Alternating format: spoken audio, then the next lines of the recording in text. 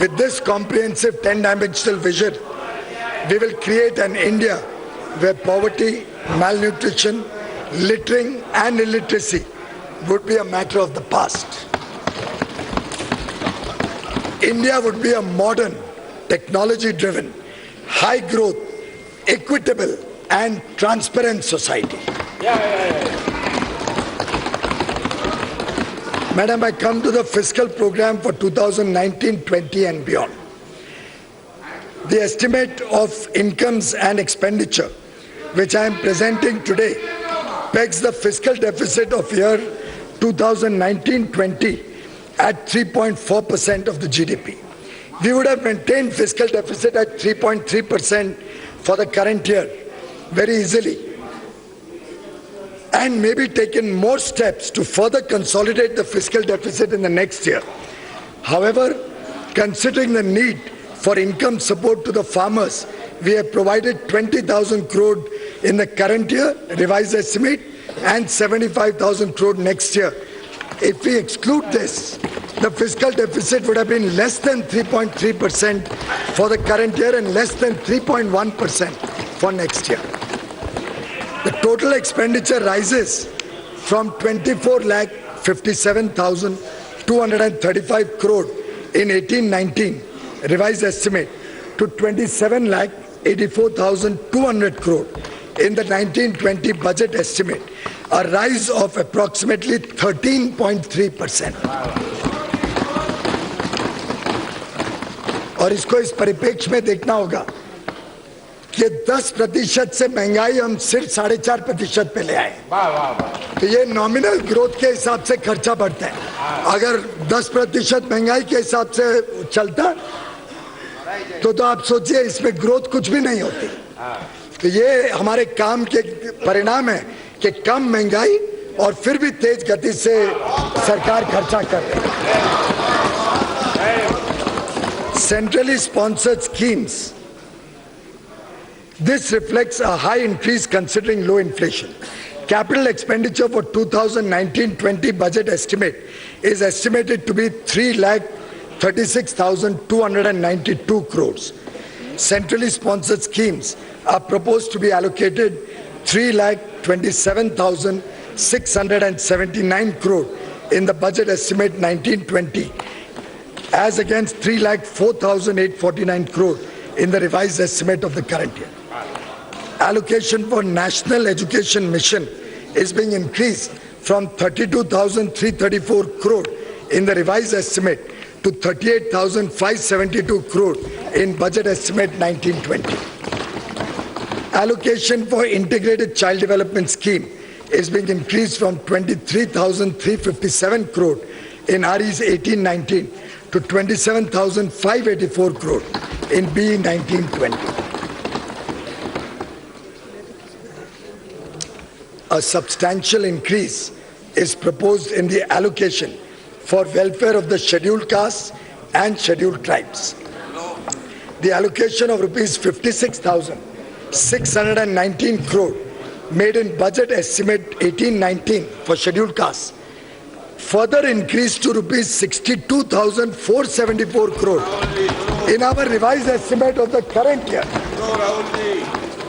and is now proposed to be further increased in the budget estimate next year to 76,801 crore.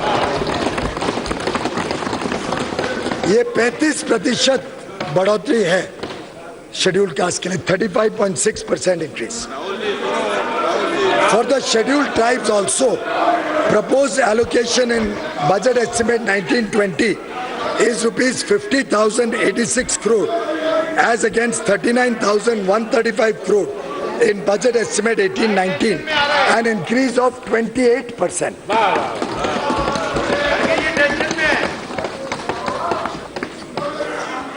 We have pursued the public enterprises asset management agenda to make these enterprises accountable to the people. As many as 57 central public sector enterprises are now listed with a market cap of over 13 lakh crores. The government received 1 lakh crore from disinvestment proceeds last year. We are confident of crossing the target of rupees 80,000 crore this year. we have maintained the glide path towards our target of 3% of fiscal deficit to be achieved by 2020-21. India's debt to GDP, which was 46.5% in 17-18, while the FRBM Act prescribes that the debt to GDP ratio should be brought down to 40% by 2024-25. Along with completion of our fiscal deficit consolidation program, we'll now focus on debt consolidation program.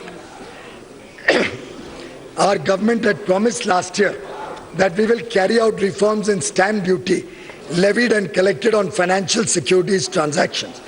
I am proposing, therefore, through the finance bill, necessary amendments in this regard. The amendments proposed will usher in a very streamlined system. Stamp duties would be levied on one instrument relating to one transaction and get collected only at one place through the stock exchange. The duties so collected will be shared with all the state governments seamlessly on the basis of domicile of the buying client. Madam Speaker, now I come to Part B of the tax proposals. On behalf of all the people of India and on behalf of our government, I would first like to thank all our taxpayers for their valuable contribution to nation building and for providing a better quality life to the poor and marginalized sections of society.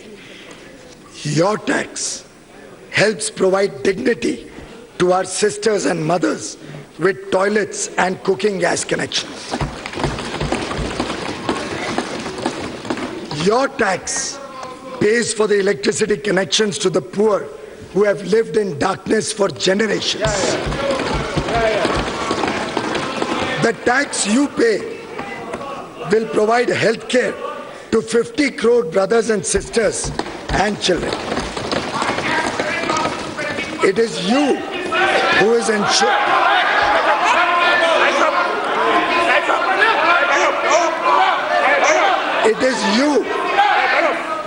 It is you who is ensuring respect, dignity, and a secure future to our retired Jawans through one rank, one pension. Thank you, taxpayers. Because of all these major tax reforms undertaken by us during the last 4.5 years, both tax collection as well as the tax base have shown significant increase, and we have made progress towards achieving a moderate taxation, high compliance regime. It is therefore just and equitable that some benefits from the tax reforms must also be passed on to the middle class taxpayers.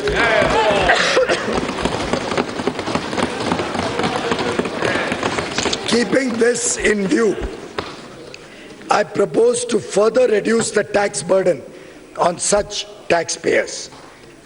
Though, Madam Speaker, as per convention, the main tax proposals will be presented in the regular budget, small taxpayers, especially the middle class, salary earners, pensioners, and senior citizens, need certainty in their minds at the beginning of the year about their taxes. Therefore, proposals particularly relating to such class of persons should not wait. Hence, while for the present, the existing rates of income tax will continue for FY 19-20 also, I propose the following changes.